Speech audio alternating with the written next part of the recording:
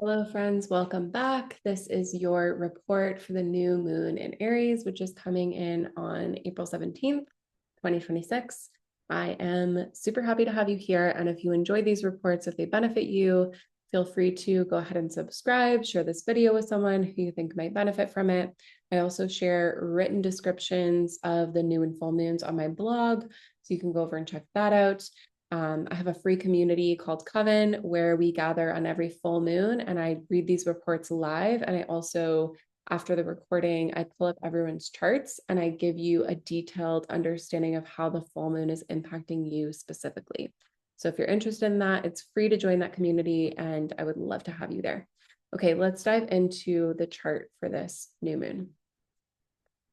So here is the chart. And as we can see, when we're looking at this chart right away, the first thing we see is that we have a hell of a lot of Aries going on in the chart. So let's unpack what's going on here. First of all, we have the new moon at 27 degrees of Aries. We also have Neptune. As we know, Neptune recently transited into Aries earlier this year. We have Saturn sitting in early degrees of Aries. Saturn also entered Aries earlier this year. And we also have now Mars and Mercury both in Aries. We also have Chiron still sitting in Aries. Okay, let's unpack all of this Aries energy. So we're coming out of a pretty swampy season of Pisces. We're coming out of a very, very kind of like misty, mythical journey through the sign of Pisces. This whole journey through Pisces was quite a whirlwind, right? We had the Mercury retrograde in Pisces. As I'm recording this video, we are now officially out of that Mercury retrograde energy. So Mercury is out of post shadow now. Mercury has cleared the degrees of Pisces and is now on into Aries. We had all of this energy transiting the North Node, just like a lot of confusion and a lot of really like misty energy throughout all of March and really all of February as well, because February we had that eclipse season. So things have been really just like kind of up here. We've been in this state of really kind of like understanding things from a new perspective, getting really dreamy, getting really philosophical, getting into like possibility and potential, and really just allowing ourselves to dream and be in that Piscean state. This is something that I personally love, and my sun is in Pisces. However, we're moving out of that energy now. And I think it's actually very welcome that we're moving into more action driven and motivated Aries energy, because all that Pisces can leave us kind of like floating adrift, not really sure what's real, not really able to anchor into grounded action and movement. And Aries is a really different and opposite energy. Aries energy wants us to move. Aries energy has that drive and that devotion towards action and movement and really chasing our desires. This is what Aries is all about. Aries is about understanding, what do I want? What is best for me? What is in my highest interest? And what is lighting me up? What is sparking my fire, right? Aries is the first sign of the zodiac. It's cardinal fire. It's the spark that creates action. And so this new moon, there is this really exciting sort of like momentum that we're feeling towards actualizing and moving towards whatever it is that we are building. And that new seed of that new vision was planted earlier this year around February, March, when we had the Neptune conjunction with Saturn in the 0 degree of Aries. That moment really seeded a new vision and something, the potential of something that we want to bring into fruition, this potential of something that we want to birth into reality was really seeded in that moment. But it's probably felt like there hasn't been the energy, the vitality, the physical drive and momentum to actually bring that vision into fruition. This new moon is bringing us that energy because we've had all these planets move into Aries. Everything is cleared out of Pisces now, except for the North Node is still sitting there. And this new moon is happening in the late degrees of Aries, but it's also conjunct Chiron. So there's something around this new moon that is bringing up a little bit of a woundy energy. It is bringing up a little bit of like a tender place within us there is some power and momentum towards chasing our new desire and really taking the action to bring that desire into fruition. But with Chiron, there's an underlying feeling of, in order for me to go after this desire, in order for me to chase this vision that I have for my life, I'm going to have to let go of something that feels tender, or I'm going to have to release maybe an identity. The Aries energy can rule identity aspects. So there could be something around our ego that we're being asked to kind of let go of and clear, something that our ego has been clinging to, a piece of ourselves that we have formed identity around, right? This mission, this vision, this larger dream that we're moving towards now is asking us to dissolve something that is feeling tender for our ego to let go of. It's asking that ego to surrender and trust. And it's actually asking us to step into a place of soul alignment versus ego desire. So there's like a desire that's rooted in what our soul is actually came here to actualize and to create. And our ego might be having some feelings about that. Our ego might be having some kind of resistance, or there might be just wounds and tenderness surfacing around moving into the action steps required, because those action steps are not only putting things into process, but they're also probably in some way, there may be an aspect of action that's requiring us to release something or let something go. And that's what I'm seeing with the Chiron conjunct the new moon there, is that there might be something around our identity or a wound that's being surfaced around having to like go our own way, right? With Aries, it's very much an individual path. And there might be something in that process that we are leaving behind that could feel like, just like there's a wound around that independence, around what we might be having to let go of in order to move towards that new vision with this new moon. The other thing that's interesting about this new moon is that the ruler of the new moon is Mars, and Mars has entered Aries. So we love that because Mars is in its home sign in this new moon, which is awesome. Mars is, however, stuck in between Mercury and Saturn. So this is an interesting aspect because on one side, he's got Saturn. He's about to run into Saturn, and Saturn has some restrictive aspects, right? So Saturn is coming in and being like, yes, let's move, let's go, let's drive this momentum forward, but also let's make sure that we're in alignment with the legacy and the long-term vision of this dream, of this goal. Saturn wants to build something that lasts. And so Saturn could feel like putting the brakes on and the gas at the same time with Mars being there, because Saturn is kind of like, yes, all systems go, but also let's make sure that the movement that we're creating is movement that's in alignment, is movement that's going to get us where we're going long term. Where Mars and Aries might want to be a little bit more spontaneous and a little bit more just like, fuck it, let's go. Saturn is like, okay, yes, but let's make sure that we actually have a long-term plan in place here. That could feel a little bit frustrating for us right now. There could be a little bit of that Saturn energy that feels like it's maybe blocking our momentum, but I want to invite you to flip that energy on its head, to work with the highest expression of Saturn, which is really like, how can we use this momentum?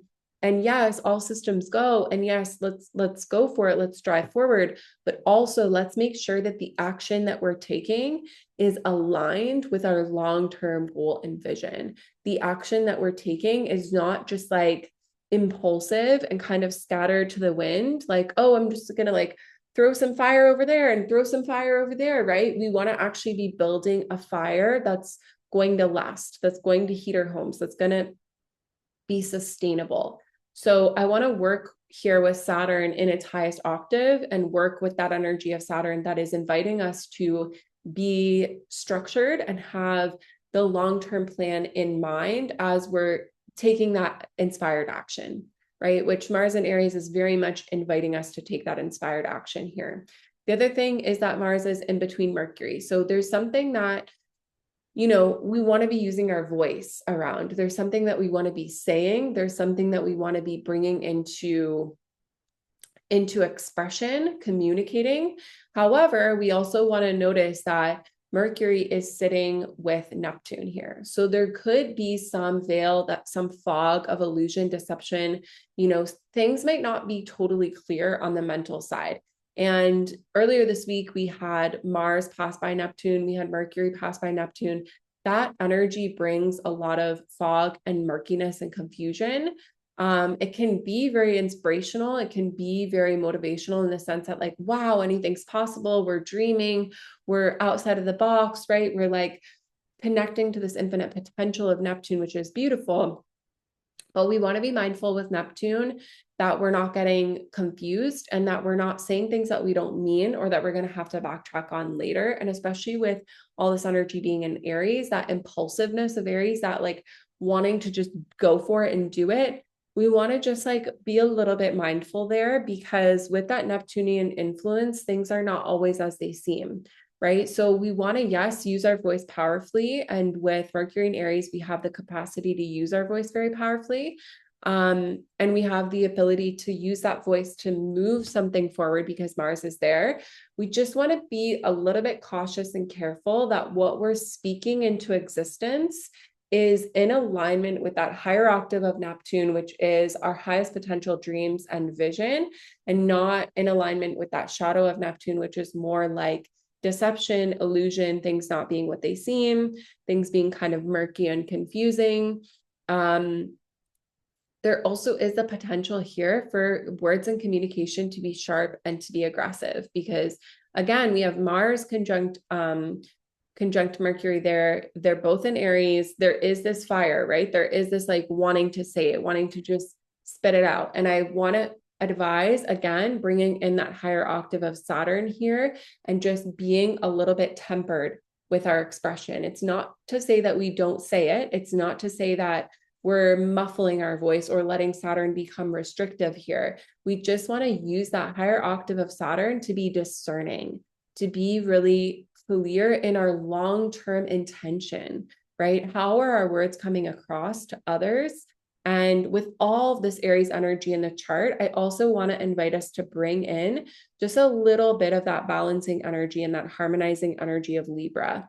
So with all of the archetypes, right, when we have so much energy in one archetype, we can easily fall into the shadow of that archetype. When we have the shadow of any archetype, it's really the taking of that energy just a little bit too far. And so with Aries, when we take that energy of assertiveness, of going after what we want, boldly claiming our desires, chasing our vision with courage and with fortitude and strength, we want to balance that with just a little bit of Libran energy, not too much, but we want to just bring in a little bit of that harmonizing influence. And I think Saturn can actually be the tempering factor here that helps us do that. And so what Libra brings in here is that invitation to just reflect on how our actions are impacting others around us, and just reflect on really that balance, right? And that equanimity. That is what Libra is so beautiful at bringing in. And with all those Aries in the chart, there can be this very sort of selfish, individual minded energy right now. And that actually is, I believe, really important for us to step into. It's just to say that we want to make sure, especially with communication, especially with how we're voicing our needs, our boundaries, our desires, right? There's going to be a lot of energy in the field right now that's like, I want to just voice my needs. I want to just voice my energy, my boundaries, my desires. I want to just put that out there into the universe. And yes, we want to be doing that. We absolutely want to be doing that with this new moon. We just want to make sure that we're also working with, I think Saturn is actually a beautiful benefic energy here that is helping us to just temper that a little bit and just look into the long-term legacy and the long-term impact of our words, which is something that Aries struggles with, right? Aries is very in the moment. Aries is very impulsive, spontaneous. We love that about Aries, that spark, that passion, right? But with Saturn there, it's like, yes, and how is this impacting us long term? What is the long-term legacy of what the actions that we're putting into motion right now and the words that we're speaking out into reality? As we know, our words are spells. And so are we casting those spells with intention and with integrity? Saturn is here to hold those checks and balances around the higher intention, around discernment, around integrity, taking responsibility, right, for the impact of our words and our actions. And so I actually love that Saturn is there right now. He's inviting sort of like a more steady and sustainable energy behind all of this impulse that we're feeling. And we're definitely feeling that impulse, right? We're feeling that fire. We're feeling that excitement to just go after it, to make shit happen, to chase our dreams, to chase our desires. And this is a new moon that I would definitely want to invite you to work with in terms of putting things into motion. We want to be using this Aries fire, right?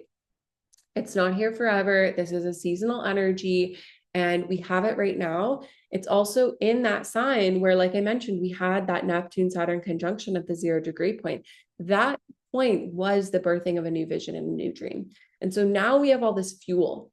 We have all this fuel to go after that dream, to burn ourselves towards that fire, to like make that happen. And the Saturn influence is bringing discipline and structure to that fire and that fuel. So I would definitely invite you to, be working with practices that are bringing vitality back into your body, working with energy work practices, physical exercise practices, things like this that are bringing vitality into your body. And in terms of whatever that vision is that you're seeding, whatever that vision that was seeded sometime in February with that conjunction, but that there hasn't felt like there's the vitality and the physical energy to bring it, and like that propulsion energy to bring it into fruition, that energy is here now and it's not here forever. So now is the time to start to make moves, to start to take action, to start to really go after it. I would advise you to really work with that fire. And again, Saturn's going to be there to temper the fire. So Saturn's going to be there to make sure that we're not burning too fast and bright, which is a possibility with Aries, that we can have like some burnout energy there. I want to remind you that Saturn is there to just bring this like balanced approach that's going to help us ground whatever it is that we're fueling towards, with that structure and that containment and that intention for the long-term vision. So definitely work with this new moon. This is a new moon that, like, yes, you can be doing ritual around, and sure, that's always great. That's always wonderful. But with this one in particular, I really want to invite you to be working with this new moon in terms of actually taking action in your everyday life. Astrology is something that I always teach my students this in my Rose Temple and in my spaces. Astrology is not something that is abstract and separate from your everyday reality. Astrology is a map that is teaching you how to navigate your everyday reality with awareness of what's actually happening in the cosmic weather, so that you can navigate that and be in alignment with the flow of energy and where it's actually trying to take you. So in the case of this chart specifically, in this new moon specifically, it's one where we really want to be using that aspect of astrology to fuel our everyday actions. It's not something where we just want to be sitting in our altar and visualizing. We want to be going out into the world and making moves with this astrology. We want to be going out into the world and making moves. We want to be taking the bull by the reins and just going for it. We want to be, whatever that vision that we've been seeding and we've been marinating in, and we've been journaling and like contemplating, and we've been in this misty Neptunian kind of like Piscean energy around it, and like just visioning it, and the pieces have been coming to us slowly. Now's the time to put pen to paper, folks. Now's the time to get into action, to get those pieces on the table, to start putting things together, to start going for it. This new moon really wants that for us. And there's also a strategic and a structural integrity that Saturn is bringing in as well. So I think this is a really awesome new moon. I'm really excited about it. I love this chart for us. And I think, this is a time where we really want to be riding that wave. Mars moves quick. Mars is not going to be in Aries forever. So this is one that we want to be riding that momentum while it's here. knowing that it's not going to be here forever. Okay, so I hope you enjoyed the reading of this chart and that it benefited you in some way and that you're able to work with this energy and really bring it into your everyday life. If you're interested in going deeper and really studying astrology with me, I offer that as part of the curriculum of my Rose Temple Academy. There are several ways that you can join that program. So if you're interested in that, I'll have that linked below. If you want to join my free community coven, we have monthly full moon circles there. The next one will be coming up for the full moon in Scorpio. And we dive into the chart together, and then we pull up your charts and we look at how the chart is being aspected in your natal chart. It's a lot of fun. We do little mini speed readings for everyone who comes live. So feel free to join us there. There's lots of bonus material and things like this in Coven. And if you're interested in going deeper and really getting personalized support, I also offer one-on-one mentorship, and I have a couple of spots open right now for that. Thanks for being here, and I will talk to you again very, very soon.